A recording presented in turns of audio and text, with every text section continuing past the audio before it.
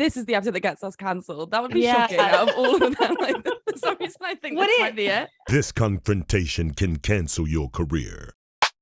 Canceled. Canceled. Canceled. Canceled. Canceled. Canceled. Canceled. Canceled. Canceled. Canceled. Cancel culture podcast.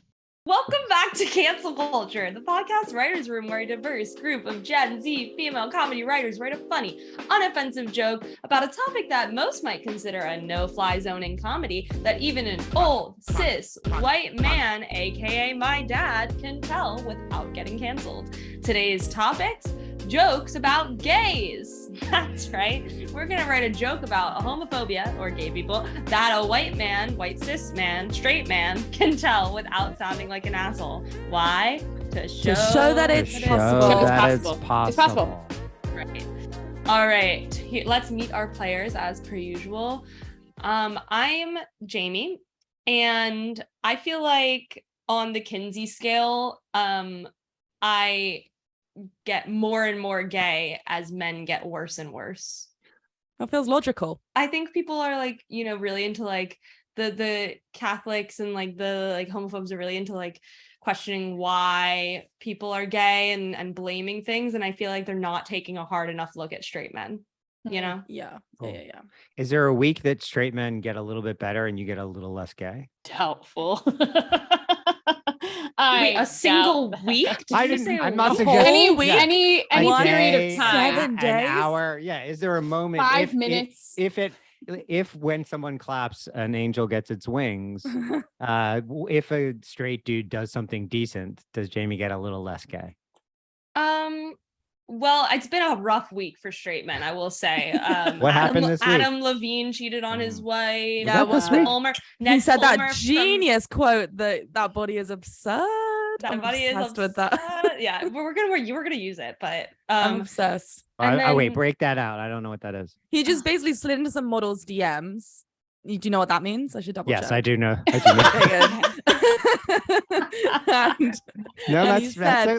a good check. Good. And he said that body is absurd. And like, I don't know what it is about that statement that to me is so viscerally like. It's also obviously not the first time he's used that phrase. No.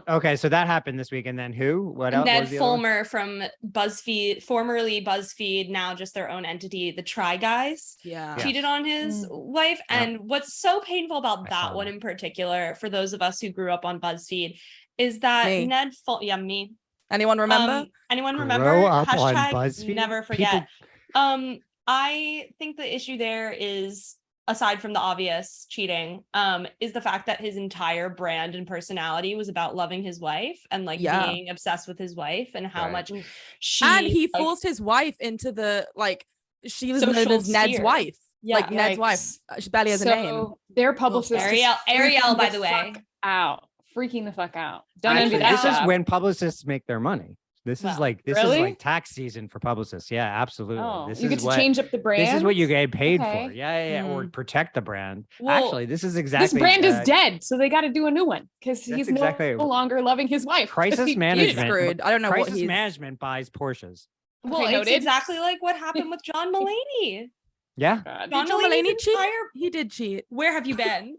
John Mulaney's entire brand was I have a cute. I should have talked about this during the anti-Semitism thing because possibly the most anti-Semitic thing that's ever happened is John Mulaney cheating on his wife, and that's including the Holocaust. Wow. I believe you. Wow. Okay, now. All right. That is a flex. Damn. Even for me, that's a flex. But Jews do hate John Mulaney. That is true. I just want to because his wife is Jewish. Because his entire brand was I love my Jewish bitch wife. And it was like this Jewish lady taught me this. And this Jewish lady taught me this. She's cute and Jewish and a badass. And he cheated on her with he cheated on her with Olivia Munn. Talk about not kosher. Talk about shiksa. I could go on. As you can see, I'm very impassioned by this. No, that's rough. Back to reasons why I'm gay. By the way, Jamie and I have never talked about this before. Yeah, we've never discussed clearly this. Very sexuality. No, John Mulaney. This is your coming out. We're just very alive. Oh yeah. This is a huge moment. Jewish, and that's secular Judaism right there. That is, and that's our culture. Yom Kippur will just be me abstaining from watching. Actually, all of comedy. us, the only thing everyone can agree at Yom Kippur is that John Mulaney sucks. So anyway, reasons why I'm gay: John Mulaney, Ned Fulmer, Adam Levine. Reasons also why I'm gay: same reason, but opposite side. John Mulaney, because his wife is really hot. His ex-wife, not Olivia Munn, although I don't think they're married. Anyway, we digress. Sarah, do you want to introduce yourself? Yeah, sure. That's Jamie. That's Jamie. Well, I am famously like not gay, which can come to many as a surprise. It's a huge shame, but I was the girl who everyone thought was gay during, like, I went to an all-girls private school. When new students came, I was very handsy, very touchy, and I think people definitely thought that I was into other girls. But could I posit that you wish you were gay? Of course. That goes without saying. That goes without saying. But is that appropriate? Wishing I was gay? Yeah, I feel just the idea. So like culture, we did a cultural appropriation episode, but like when white people emulate Black culture, sometimes it gets very cringy, all the time. Is it okay? There's no is sometimes, okay all the time. for people to say, I wish I was gay because honestly, I don't know. There's oppression that goes along with being gay. Yeah, no, 100%. It's a side in some order ways, of like, well, I mean, men are so There's- awful, there's that the like, I sex. get it, Yes. Sarah. It's coming Like, from a different place. It's not coming from a place of like, I wish I was part of an oppressed group because like it's I cool. wish I didn't have to deal with men. It comes from And exactly. women. It's like, Women are fantastic. Women are fucking awesome. Do gay women you know? do gay women not have to deal with men at all though? That's I guess the No, thing. they is, do, like, just not different. romantically or Right. physically, well, not by choice at that's least. not true. Yeah. I'm kind of doing God's work though by being with men. Like I feel like I'm teaching them things. I'm helping slowly but surely. I'm getting them on my level. So if anything, maybe I actually don't want to be gay, and I'll just keep kind of. Maybe Sarah will be resisting. responsible for me leaning straight one day. Who knows? We'll see. Maybe. I will believe that. Although that would be very surprising. Okay. Well, hi, I'm Elayna, and I woke up this morning with "I Love My Dead Gay Son" stuck in my head from Heather's. Love. Which I still think is one of my favorite musical numbers. I think it's absolutely hilarious. Great song. It's a great song. And if you haven't heard it, you should look it up and you should listen to it. So Yeah. Missed opportunity in the movies, I think, I think they Well, I should mean, make the a movie was Heather's first. the musical, the movie. Okay, I'm conflicted about music- musicals to Did movies. the musical I'm not do gonna lie. really well? No, but I think did it would just okay. as the movie version. Okay. Well, I think this is the thing. There's such a cult following behind the Heathers. And part of the cult following is that it's not a musical. Like I've it's never edgy seen and it. angsty. But I would say that my there's God. a cult following behind the musical. So True. we could combine those cults really effectively if we really all just put our minds to it. I think. Maybe. I do think The that one, music the is song awesome. "Candy Guys, Store." should we be? Yes. Yeah.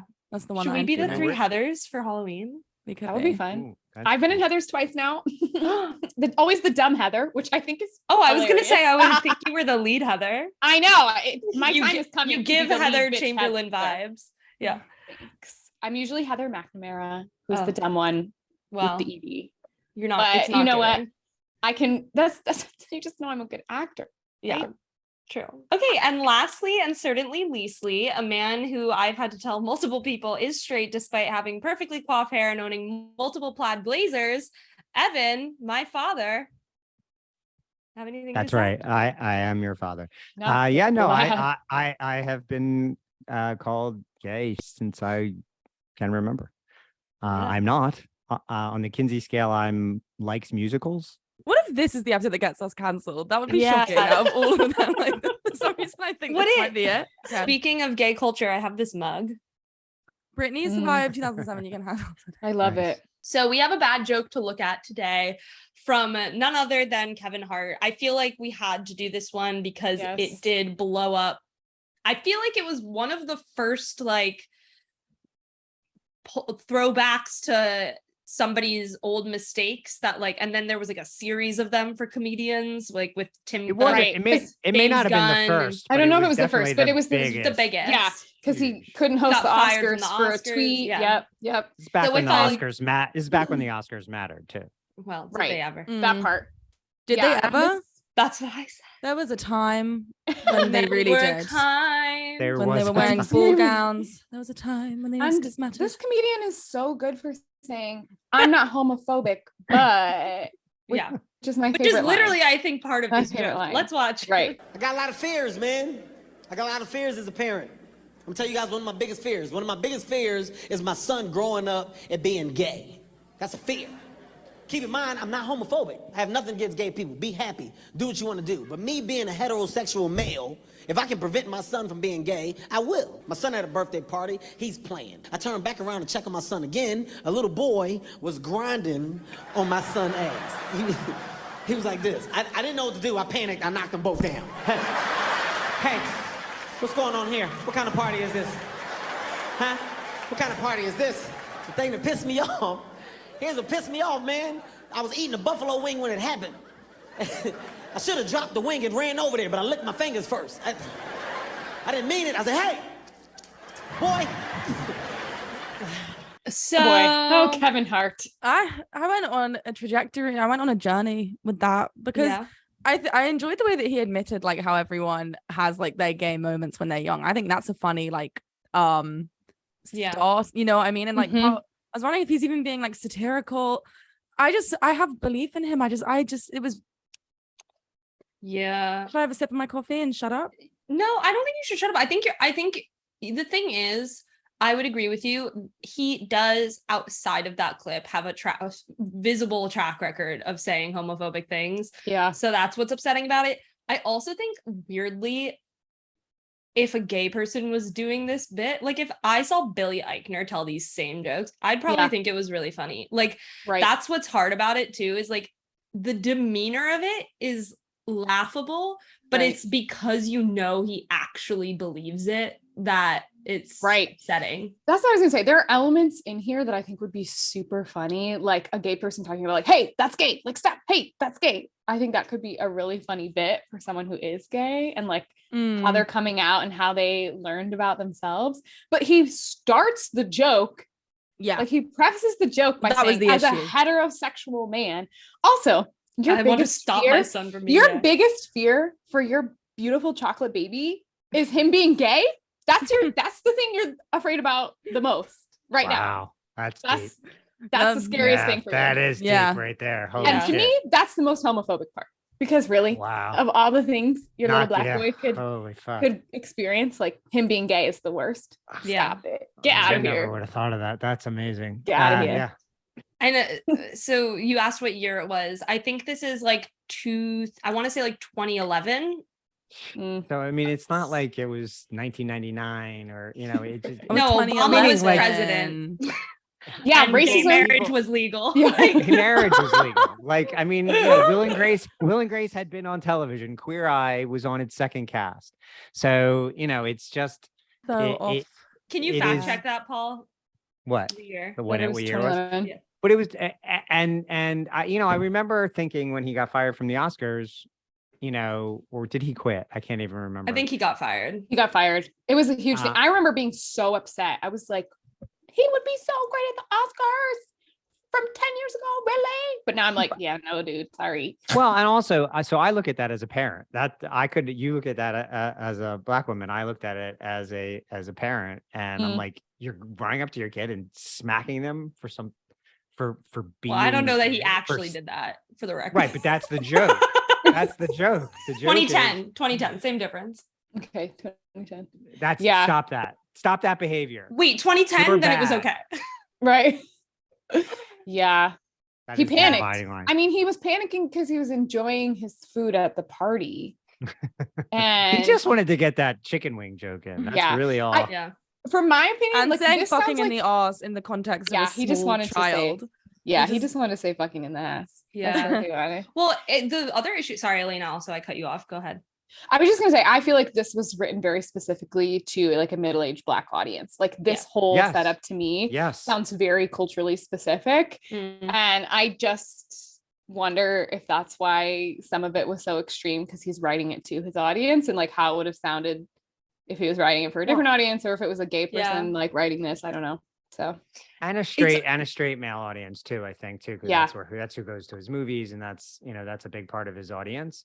But I also think that, as far as what I know about homosexuality in the Black community is that it is still very stigmatized, even at this later date. And that's a big problem. I didn't mean to laugh. It's just coming out of his mouth.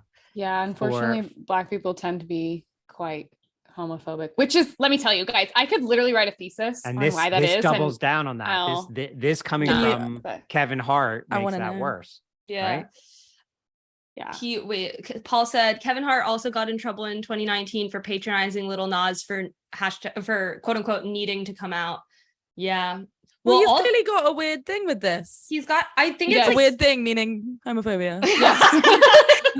Weird thing. It's a lisp or homophobia. I think the other issue with this joke, aside from the obvious, is that it kind of perpetuates, like Sarah was talking about, like talking about like sex and little kids, but it further perpetuates the like pedophilic stereotypes of gay people in general, gay men specifically. I mean, that was something like when it came out that Kevin Spacey had been like abusive or sexually assaulted, who was it? Anthony Rapp.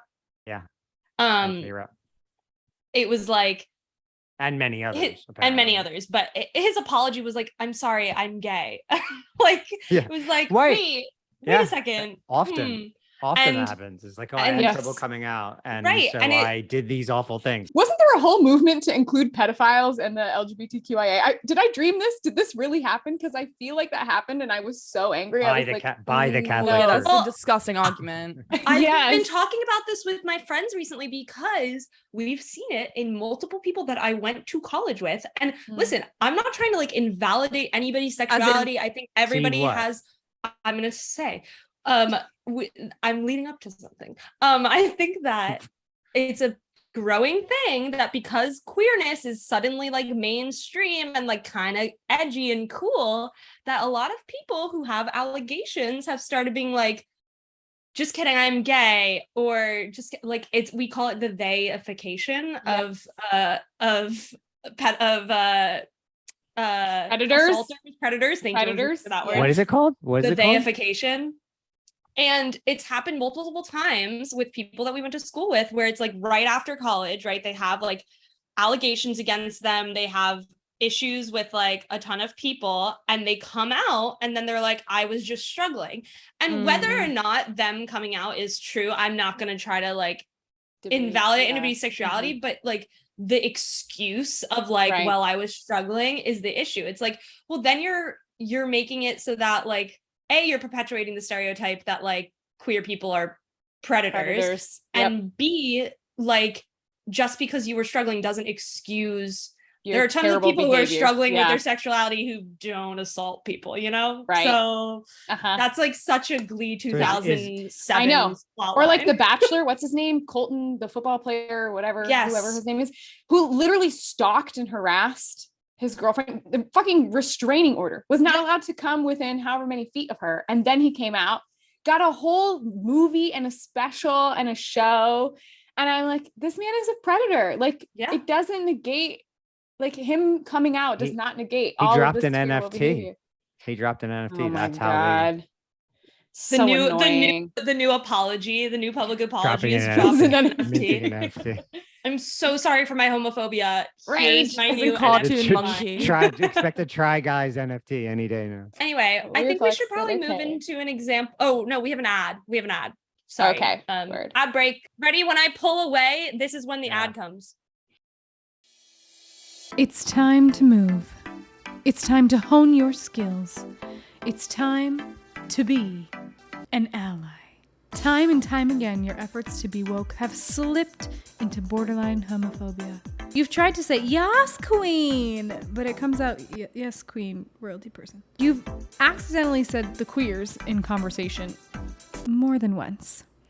Your gay friends were slaying, and you told one they gave bottom energy. It's time to face facts.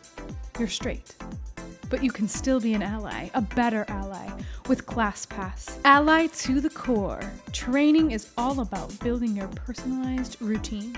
Our 6-week e-guide gives you printable accountability handouts and find the queer slang phrases you're not allowed to say worksheets. With the Ally to the Core program, you'll also have worldwide access to thousands of top-rated gays, theys, and queens who are dedicated to strengthening your ally muscles, so it's a natural reflex. With this exclusive membership, you'll be hanging with the Wanda Sykes of the world instead of the Ellens. Join ClassPass today.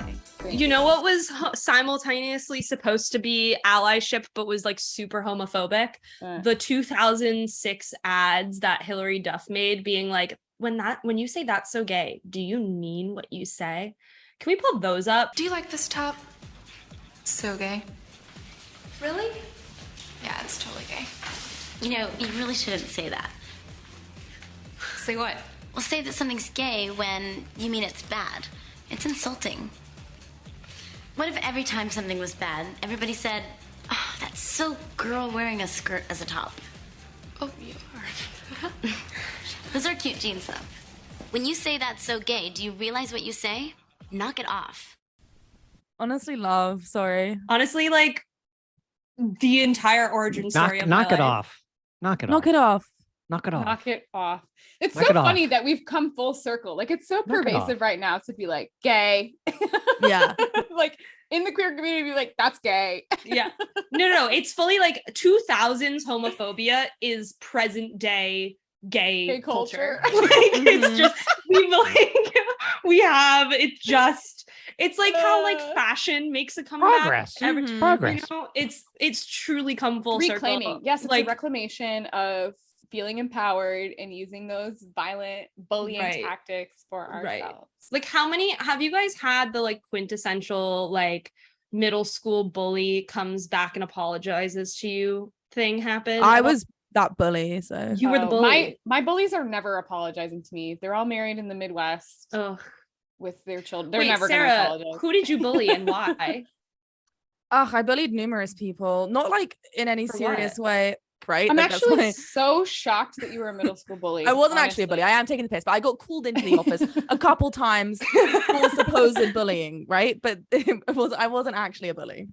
I want that to be out there. Because I don't know. Okay, if you're Sarah's former bullied individual, please come forward. I told she didn't know what a period was, and I just thought that was weird and lame as hell. It's like, you need to know what a period is. You're 12 years old. You're about to get one. Well, maybe you should have. It was like a Carrie moment. In the way, have you seen the film Carrie? It's like, Carrie was a freak, and Carrie did deserve to be like pwned by all of her peers because she was weird.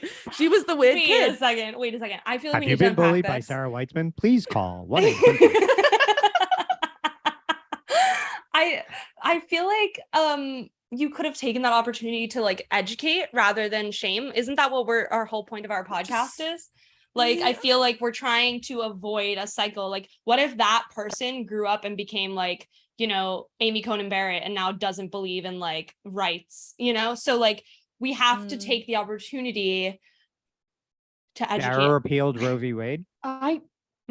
Yeah, Sarah, you could single-handedly be responsible for. Yeah. Anyway, I don't even know. Interesting. This isn't very gay, this conversation. Interesting.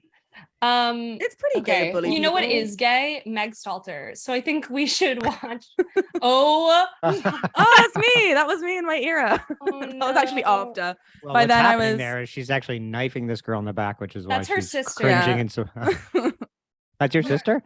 No, that is not my sister. Oh, it's not. Actually, I was like, no. I was like, they look nothing alike. It kind of looks like your sister. She looks a little. Oh, look at my Sarah, eyes. you look tell exactly the same. Yeah, I do. No. Except my hair back then I used to straighten. Which that's a cultural phenomenon. Me too. I had to straighten mine every week to perform at the basketball games, which is racist. Yeah, we should discuss that in both the Jewish and the race episode. Because I will say, having grown up with a mother who has like gorgeous curly hair, I was always the friend who, this is me being like, I'm such a good ally. No, I was always the friend who was like, please don't straighten your hair. I love your curly hair. Yeah, you were one of the main friends that said that to me. Because I love curly hair. I always wanted curly hair because my mom had curly hair and I have straight, boring hair. It was devastating. So shall we see something that is gay? Yeah. Meg Stalter. This you know, icon that she is, there is something called rainbow washing during Pride Month, where corporations make everything rainbow in attempt to be like, we're allies, buy our merch, and then turn around and support people like, you know, countries. Right, or countries that murder gay people, so, and trans they're people. funding them. So here we go with Meg Stalter. Hi, gay. Happy Pride Month. We are sashaying away with deals. This month at the Butter Shop, we're running a special deal. If you can prove that you're queer, you get 3 pints off your choice of creamed, chucked, or drowned butter. And if you do mouth stuff, you get 4. We love gay, and it's awesome. So come visit. And we also make candles now. Wouldn't a candle be nice for gay stuff? I don't have much to say other than I love Meg. I think that my only question is, where did the wheel in the background come from? Did she get it specifically for this video, or did she already own it? It is something that she would have already owned. So like, she's also from the Midwest, so it might make it. They have wheels there, I think, right? It's an aesthetic thing. Yeah, you can get them at Hobby Lobby, Pottery Barn. Hobby Lobby, Michael's. Super anti-gay. Hobby Lobby. Yeah, they are. I mean, there's a Supreme Court case with Hobby Lobby. No, that's about contraception, actually. It's contraception. Yep. Well, guys, the Midwest is kind of a clusterfuck. I'm not gonna lie to you, but yes, people have weird decorations like wheels in their house. Clusterfuck, also super gay. And homophobic, though, for some reason, coming out of a straight person, though. I love Meg. Honestly, this whole episode's been me grappling ever since I started by saying I'm famously straight, and it felt so dirty and weird when I said it. I've honestly felt sick this whole time. And like, Meg is a prime example. Like, I am in love with Meg. Like, I'm fundamentally in love with Meg. I am genuinely. Hey, listen, everybody's straight until they meet that right person, right? And I think Meg is it for me. Lizzo said it. Everybody's gay. Everybody's gay. Everybody's gay. Do you think I'll ever meet her? Yeah. Meg? Yeah, let's set it up. Oh my gosh, we were Evan and I worked with her on Lampoon Radio Hour. No shit. Shout out. Sarah, I dressed as her for Halloween one year. Yeah. That's a true fan right there. I love her. She's great. But I feel like this kind of comedy is, I mean, she definitely, I think, is responsible for a lot of it. But on TikTok, I feel like the like parody, like culture of, you know, all that jazz is so quintessential. And also, what was the somebody told a joke that I thought was so funny about, like, why are gay people so funny? And it's because of trauma. And there are just so many people who I feel like have made these characters, like Joe Castlebaker is another one. Yes. What's the Benny, no, what's his name? The YouTuber who's also on TikTok who does the like spoof of Noah Centineo. This is a little too niche for me, honestly. Yeah, this is I've gone another too language. gay. I don't. I've gone too gay. But Meg, I think the reason why this works, and because Meg is so good at doing this style of humor, and I think Cola Skull is another one who does this, is because Randy Rainbow. Randy Rainbow is another Randy Rainbow, really excellent one. My because mom's they obsessed. get mainstream culture. They get homophobia. They understand it incredibly well because they understand America. And the Midwest. Honestly, yes, I feel like you understand homophobia the most when you're from the Midwest. That's exactly right. All hate, actually. I think the Midwest, it is the origin. Yes. We blame the South for a lot of things, but when you look at Ohio, Michigan, right? They come on, they weren't even part of the Confederacy. They weren't even part of the Confederacy, and they got more fucking Confederate flags up there than Alabama. Crazy, wild. Anyway, continue. Ohio is one of the lynching capitals of the planet. I know. But that's they just understand. They were raised swimming inside the hate so surrounding them, and I think as a white person growing up in that culture, you can pass if you are gay or you are some other. You can kind of swim around it and you can hear the stuff being said that you can't when you're overtly different. Or people just don't give a fuck and tell you anyway. So that's that's true. And then so they know how to mimic it, and that's I think the most effective style of humor. So SNL tries, but it's so coastal and comes off as so tenured sometimes. Whereas comedians like this get away with it better because they're just of it more.